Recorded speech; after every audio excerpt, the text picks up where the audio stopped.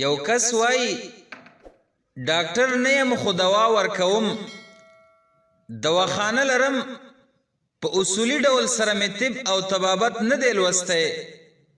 د کتابو له زوره یوناني او انګریزي دوا ورکوم د دې څه حکم دی په شریعت کې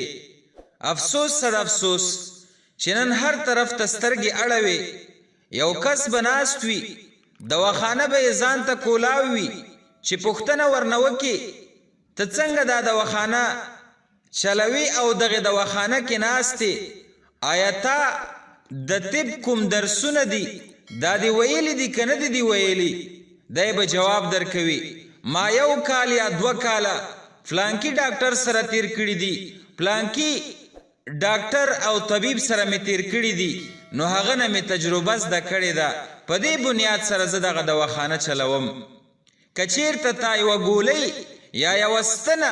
په غلط ځای کې استعمال کړه په داسې ځای کې دې استعمال کړه چې یو مریض ته د هغې ضرورت نه و او تا دا ستنه درته ولګوله یا دې شربت ورکړلو یا دې ګولۍ ورکړله هغه ته څه نقصان ورسېدلو په دې کې ته ورسره پوره شریکې او د دغې جرم په تا باندې راځي نو د دغې مسئلې په باره کې په امداد الفتاوا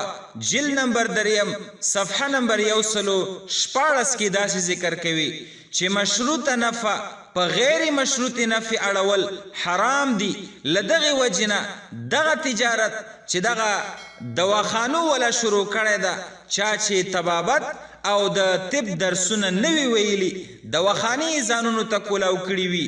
لیبارټریانې ځانونو ته کولاو کړي وي او ځان ته طبیب او ډاکټر وایي دا ناروا عمل دی ناجائز دی او د دوی دغه ګټه کې نقصان دی او دغه ګټه یې نه ده صحیح